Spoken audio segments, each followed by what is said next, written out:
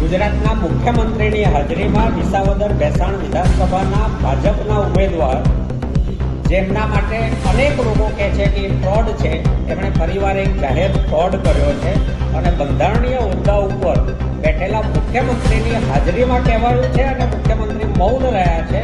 જો મુખ્યમંત્રીમાં નૈતિકતા હોય તો એ જાહેર કરે કે એમણે ક્યારે આના માટેનો સર્વે કરાવ્યો. ફોરેસ્ટ ડિપાર્ટમેન્ટ અને રેવન્યુ ડિપાર્ટમેન્ટે કોઈ સર્વે કર્યો છે?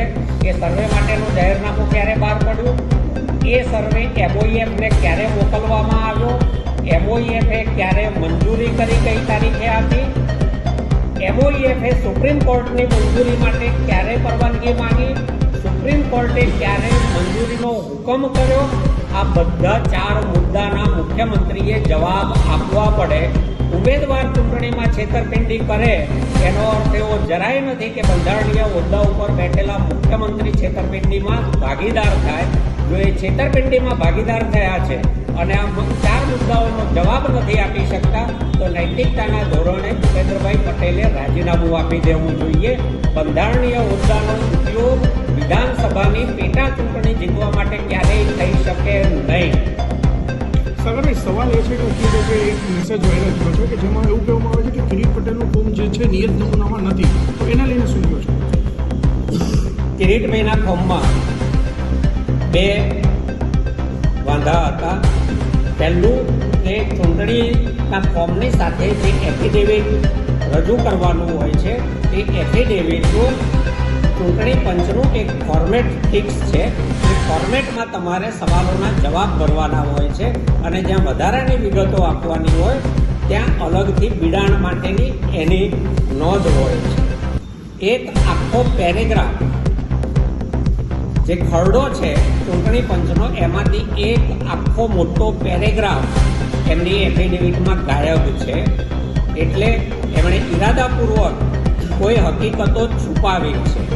બીજું એક કોલમ છે કે જેમાં એમણે હા અથવા નામાં જવાબ આપવાનો હોય છે. ત્યાં એમણે લાગુ પડતું નથી એવું લખ્યું છે.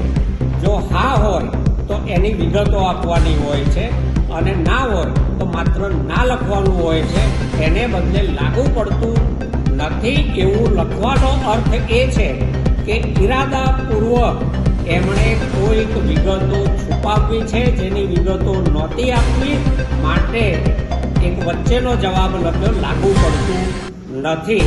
આ બંને બાબતો એવી છે કે જેમાં કોઈ પણ ઉમેદવારનું ફોર્મ રદ થઈ શકે અને ચૂંટણીના કાયદા પ્રમાણે તમે ઇરાદાપૂર્વક કોઈ હકીકતો છુપાવો છો તો એ કોર્ટમાં પડકારી શકાય છે. ROએ ફોર્મ મંજૂર કર્યું હોય, ચૂંટણી જીતાઈ પણ ગઈ હોય તો પણ પાછળથી કોર્ટ એને રદબાતલ કરી શકે છે. આ ગંભીર પ્રકારની 2 ક્ષતિઓના જે વાંધા લેવાયા એને ROએ ઓવરરૂલ કર્યા છે, એમનું ફોર્મ મંજૂર કર્યું છે અને અમે અમારા લીગલ એક્સપર્ટ સાથે, કાનૂની ટીમ સાથે બેસીને આગળ શું કાનૂની પગલાં ભરવા એનો બહુ જ જલ્દીથી નિર્ણય કરવાના છે.